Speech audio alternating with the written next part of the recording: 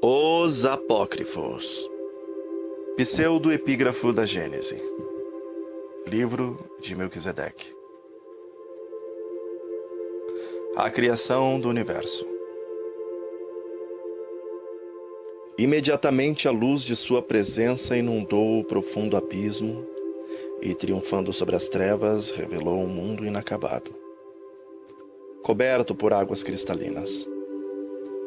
Com esse gesto iniciava o Eterno uma grande batalha pela reivindicação de seu governo de luz.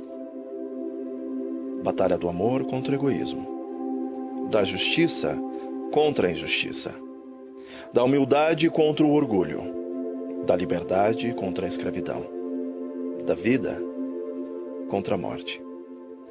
Batalha que sem trégua se estenderia até que, no alvorecer almejado, pudesse o divino rei retornar conquistador ao seu santo monte Sião, onde, entronizado por meio aos louvores dos remidos, reinaria para sempre em perfeita paz. As trevas em fuga apontavam para o aniquilamento final da rebeldia. As águas abundantes que cobriam aquele mundo até então oculto simbolizavam a vida eterna que para os fiéis seria conquistada pelo amor que tudo sacrifica. O mundo revelado era o nosso planeta, a Terra. Visitada pelas trevas e pela luz, ela seria o palco da grande luta. Rejubilavam-se os fiéis ante o triunfo da luz naquele primeiro dia, quando as trevas, em sua fúria, rolaram sobre o planeta, sucumbindo em densa escuridão. A luz que parecia vencida, renasceu conquistadora num lindo alvorecer. Ao raiar a luz do segundo dia, o Eterno ordenou: haja uma expansão no meio das águas, e haja separação entre águas e águas. Imediatamente o calor de sua luz fez com que a imensa quantidade de vapor se elevasse das águas, envolvendo um planeta num manto de transparência anil. Surgiu assim a atmosfera, como uma mistura perfeita de gases que seriam essenciais à vida, que em breve coroaria o planeta. O Criador, contemplando a expansão, denominou-a céus. A atmosfera que, cheia de brilho, envolvia a terra, sombreou-se ao sobrevir o crepúsculo de um outro entardecer. Capítulo 3. Ao serem vencidas as trevas do terceiro dia, o Criador prosseguiu a sua obra, fazendo surgir os imensos continentes que ainda estavam sob a superfície das águas. Com as mãos erguidas, ordenou: ajuntem-se as águas debaixo dos céus num lugar e apareça a porção seca. Em pronta obediência, as cristalinas águas cederam sua posição superior à porção seca que se ergueu, sobrepondo-se a elas. Nas regiões baixas da terra, as águas continuariam refletindo o brilho celeste, sendo um refrigério para as criaturas sedentas. Nesse gesto de humildade, as águas prefiguravam o Criador, que na grande luta desceria ao mais profundo abismo para fazer renascer nas almas sedentas a vida eterna. Contemplando a face daquele novo mundo, o Eterno denominou a parte seca terra, e ao ajuntamento das águas chamou de mares.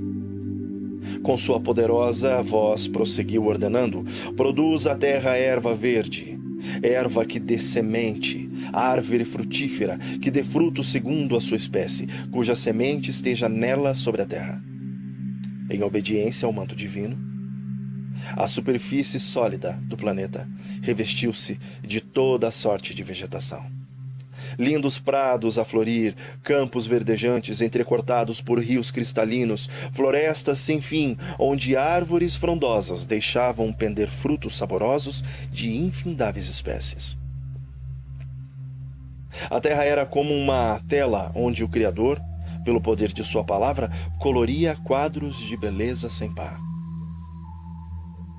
Enquanto, com admiração, as hostes contemplavam as belezas daquela criação, surpreenderam-se ao reconhecer sobre um novo planeta o Jardim do Éden, lugar do trono divino. O Eterno, pelo poder de sua palavra, havia transferido para o seio daquele mundo especial, onde justiça seria confirmado o governo do universo. Naquele dia primaveril, a brisa acariciou mansamente as verdes florestas e os prados em flor, inundando a atmosfera com suave aroma e frescor. Contemplando a sua obra, o Criador com felicidade exclamou: "Eis que tudo é muito bom." Exuberante, o planeta cumpriu mais um dia em sua harmoniosa rotação. As hostes fiéis agora podiam compreender melhor a importância da luz divinal. A sua ausência havia ofuscado, naquela noite, as belezas de Sião. Nesse novo dia, o Criador expressaria o seu grande poder, dando à terra luminares que a encheriam de luz e calor. Esses luminares permaneceriam para sempre como símbolos da presença espiritual do Eterno, que é a fonte de toda luz.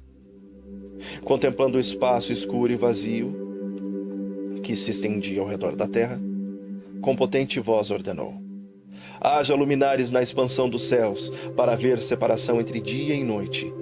Sejam eles para sinais, e para tempos determinados, e para dias e anos. E sejam para luminares na expansão dos céus, para alumiarem a terra." Imediatamente o espaço tornou-se radiante pelo brilho do sol e pelo reflexo de planetas e satélites. Ante essa demonstração de poder, as hostes fiéis curvaram-se em reverente adoração. No quarto dia, o Eterno criou os mundos de nosso sistema, não para serem habitados como a terra, mas para o equilíbrio do sistema. Encheriam também um céu de fulgor, abrandando as trevas das noites terrenas. Volvendo os olhos para a terra, as hostes alegraram-se por vê-la radiante em cores. Bem próximo dela podia-se ver a lua, que, com um reflexo prateado, afugentaria as profundezas ou as profundas sombras noturnas.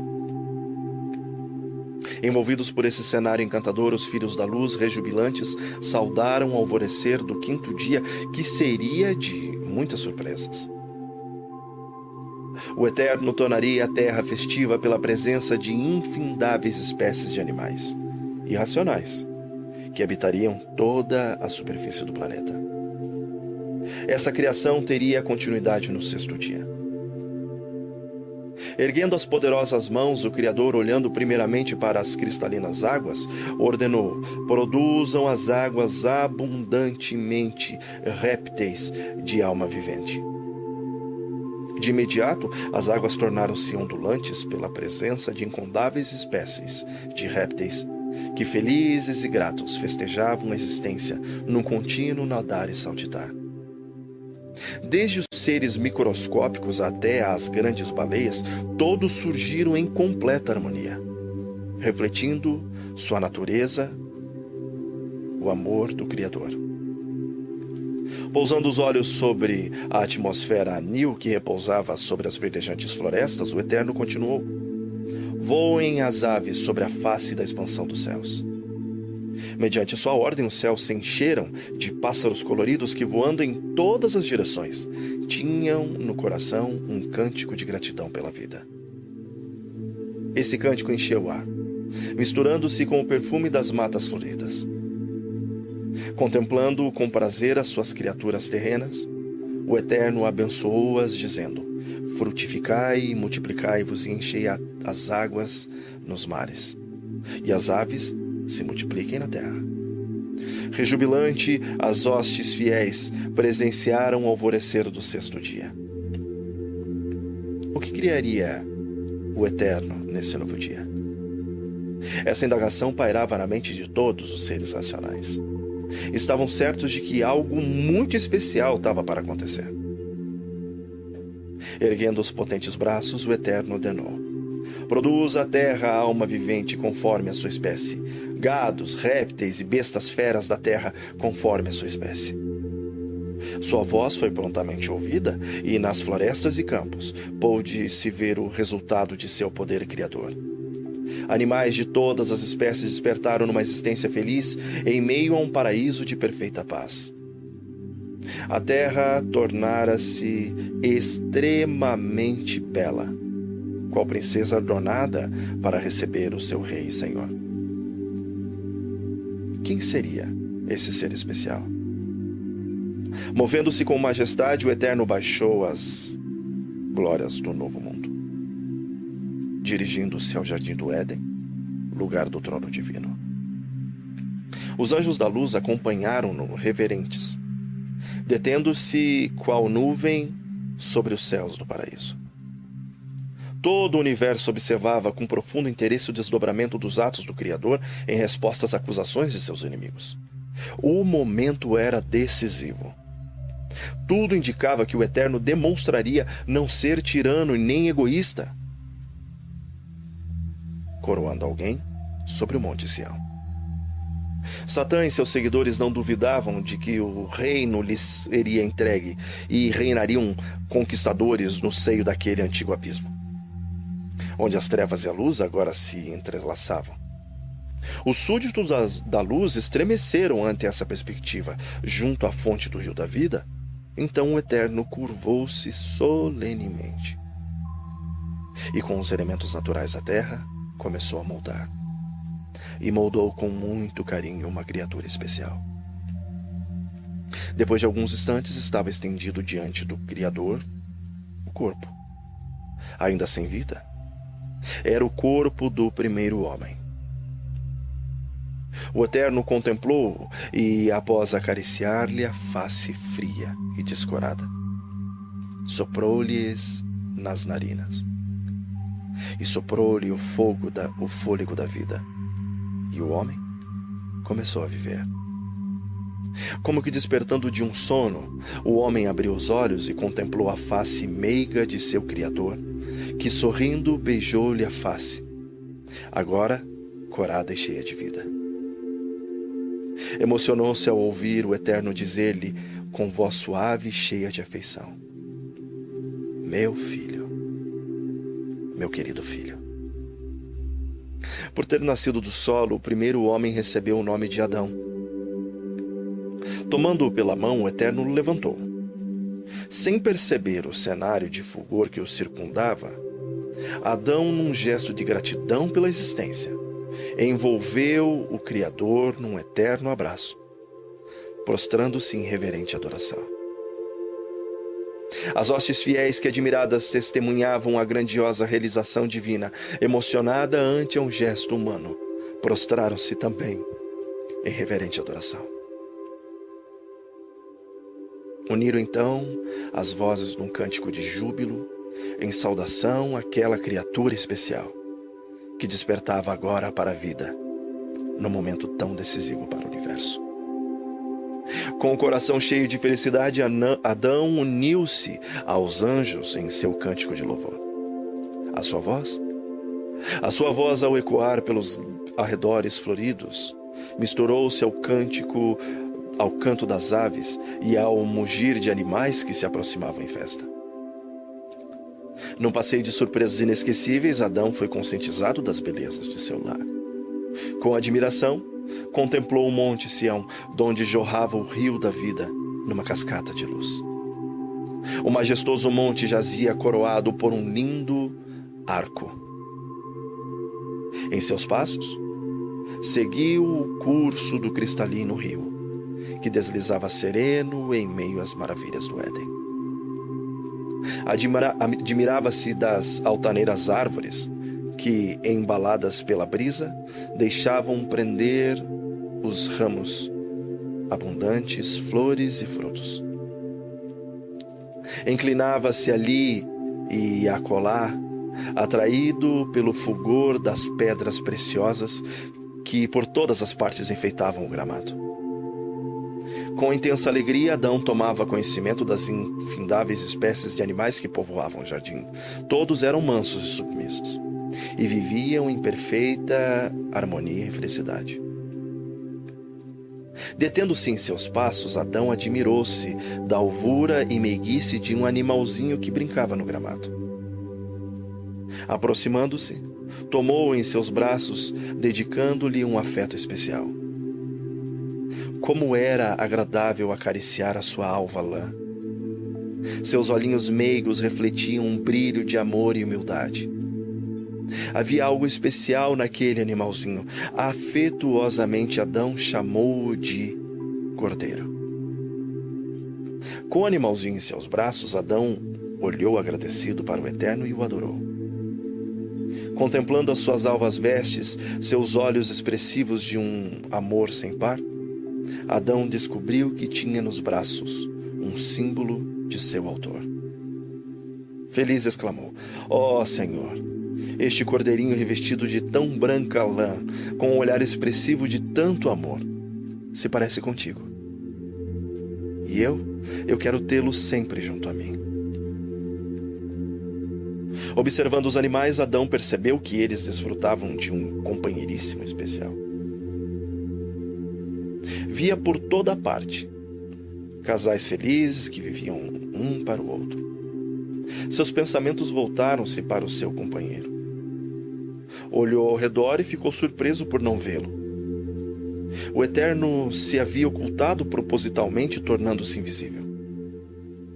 Adão sentia-se solitário em meio àquele paraíso. Com quem partilharia sua felicidade e seu amor? Havia ali os animais, mas eles eram irracionais, não podendo compartilhar os seus ideais. Nascia em seu coração, ao caminhar, solitário naquele entardecer, um desejo ardente de encontrar alguém que pudesse estar sempre ao seu lado. Enquanto Adão olhava para as distantes colinas, na esperança de ver alguém, o Eterno apresentou-se ao seu lado e disse: não é bom que o homem esteja só. Falhei uma companheira. Adão ficou feliz ao ouvir do Criador essa promessa, justamente no momento em que tanto ansiava ter alguém para estar sempre visível ao seu lado. Tomado por um profundo sono, Adão reclinou-se no peito de seu amoroso Criador que, com carícias, o fez adormecer. Em seu subconsciente surgiram os primeiros sonhos coloridos. Contempla o olhar meigo do Eterno, ouve o som harmonioso da música angelical e descobre as maravilhas ao redor. O Monte Sião com o seu arco, o rio da vida, os prados em flor, os animais que saúdam em festa. Repetem-se em seus sonhos as cenas que o envolveram em seu anseio. Olha ao redor, na esperança de encontrar seu companheiro, mas não vê. Sente-se solitário em seu sonho. E isso o faz procurar alguém com quem possa compartilhar a sua existência. Seu olhar estende-se por campinas verdejantes, divisando ao longe colinas floridas. Enquanto caminha esperançoso, sente a brisa mansa afagar-lhes os cabelos macios. Conversa com a brisa. Brisa, você parece ser quem eu tanto procuro. Você me afaga os cabelos, beija minha face, você tem o perfume das verdes matas. Se eu pudesse ver sua face, beijá-la-ia. Se eu pudesse tocar os seus cabelos, faria longas tranças e as enfeitaria com flores do nosso jardim. Após caminhar em sonho pelos prados do paraíso, Adão deteve-se enquanto contemplava a paisagem ao redor. Admirou-se por não ver o efeito da brisa nos ramos floridos. Mas como? Se sentia caridamente no seu rosto. Começou então o despertar do seu sono. Ainda com os olhos fechados, lembrou-se do momento em que, sonolento, recostara-se no peito do Eterno. Seria a brisa o afago de suas mãos? Com essa indagação abriu os olhos e emocionou-se ao contemplar uma linda mulher. Com as mãos perfumadas, acariciava-lhe a face com amor. Era a brisa do seu sonho, a promessa de um Criador que só queria fazê-lo feliz. Agora Adão era completo, pois tinha Eva, que era carne de sua carne e ossos dos seus ossos. Tomando-o pela mão, Adão convidou-a para um passeio de surpresas inesquecíveis. Mostraria à sua companheira as belezas de seu lar. Sensibilizada, Eva detinha-se a cada passo. Atraída pelas flores que exalavam suaves perfumes, pelos pássaros que gorjeavam alegres cantos, pelos animais que seguiam submisso, pela vegetação de ricos matizes, pelas águas cristalinas do rio da vida que jorravam em cascata do Monte Sião. Tudo no paraíso era perfeito e belo, mas nada se igualava ao ser humano, criado à imagem de Elohai. Voltaram-se para o outro em admiração e carícias. Embalados por esse amor, permaneceram até o entardecer. Com deleite, o jovem casal passou a contemplar o sol poente que, através de rosados raios, coloria o céu em um lindo arrebol. Era o 6º dia que chegava ao seu final. E agora dava a ele lugar às horas de um dia especial. O Shabá. Esse dia, em seu significado, seria solene para todos os súditos do Eterno, pois seu alvorecer traria a conquista para o reino de luz.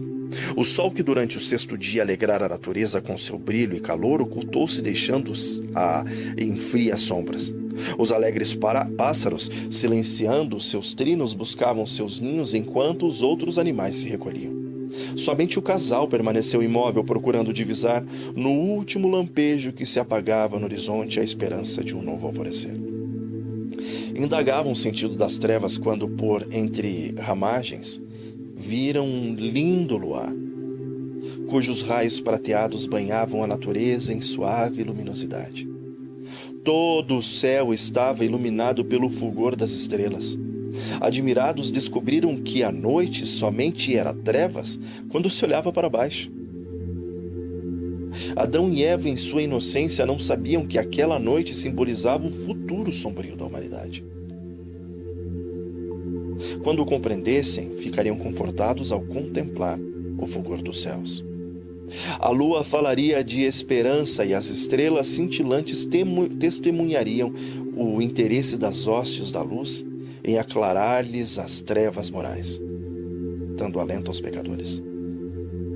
Mas seriam iluminados apenas aqueles que, desviando os olhos da terra, contemplassem os altos céus. Ao contemplar por algum tempo o céu em sua luminosidade, o casal, lembrando-se das belezas do paraíso, volveu os olhos, buscando divisá-las. Estavam, porém, ocultas em meio às sombras. Quanto almejavam alvorecer, pois somente ele traria consigo o paraíso. Ante ao anseio do coração humano, o Eterno surgiu em meio às trevas, devolvendo ao casal a alegria de se encontrar novamente num jardim colorido. Banhados em suave luz, caminhavam agora por prados verdejantes e floridos. O brilho do Criador despertava a natureza por onde passavam, colorindo e alegrando tudo em seu redor. O casal admirado aprendeu que, ao lado do Eterno, poderiam ter um paraíso em plena noite.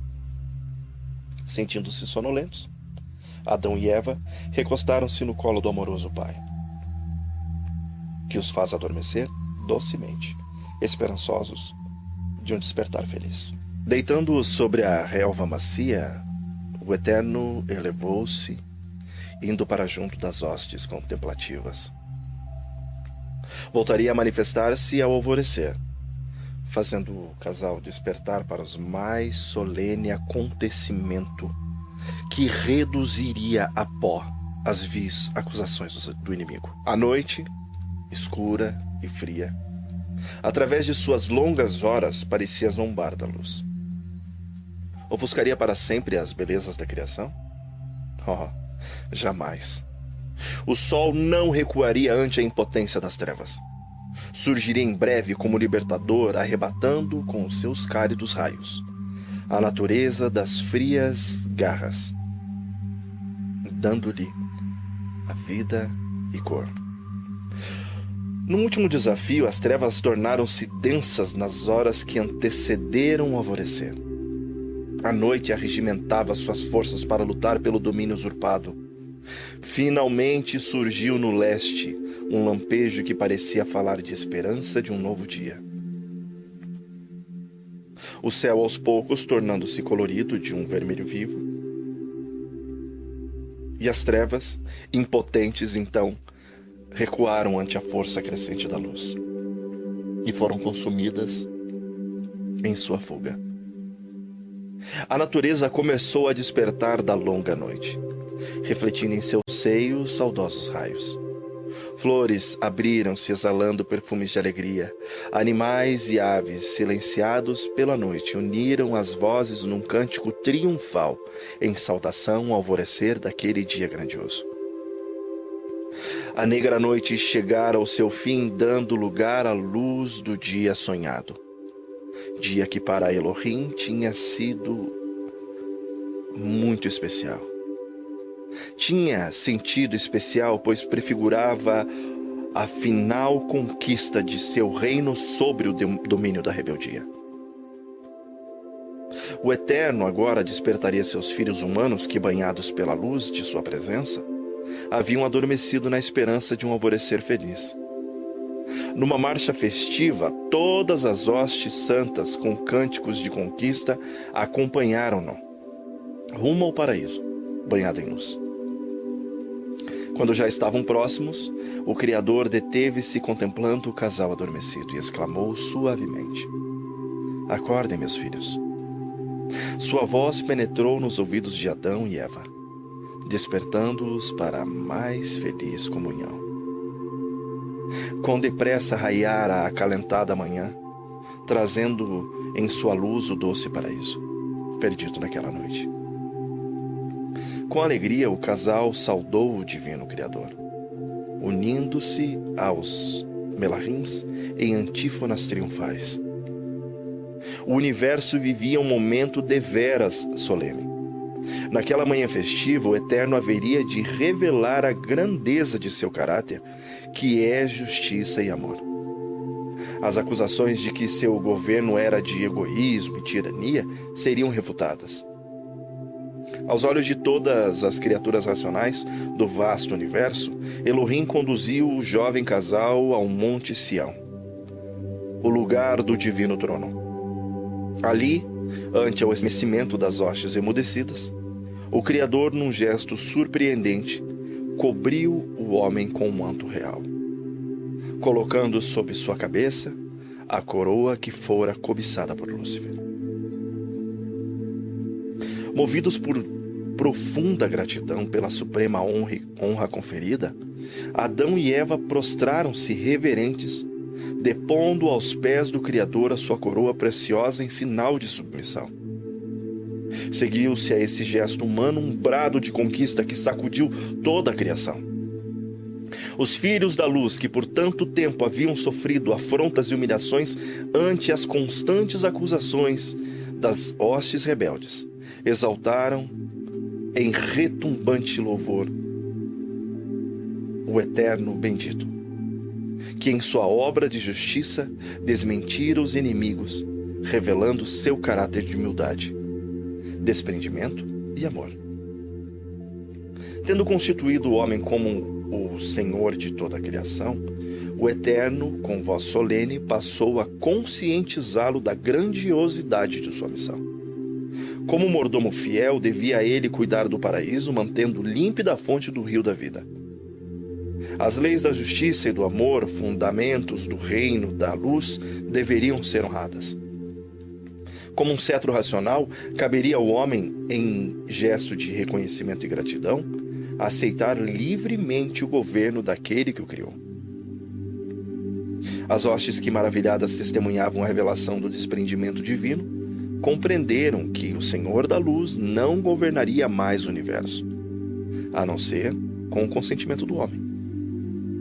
O homem, pela vontade do Eterno, fora feito de árbitro da criação. em seu lugar, em seu glorioso ser? Feito à imagem do Criador, resplandecia o selo do eterno domínio. Após revelar o casal a infinita honra e responsabilidade de sua missão, o Criador conscientizou do conflito espiritual que se tratava e se travava pela conquista do domínio universal. Lúcifer, que por incontáveis eras servira ao reino divino, havia sido corrompido pelo orgulho e pelo egoísmo, sendo seguido por 1/3 das hostes racionais. Buscavam agora destronar o Eterno, desonrando-o com vis acusações.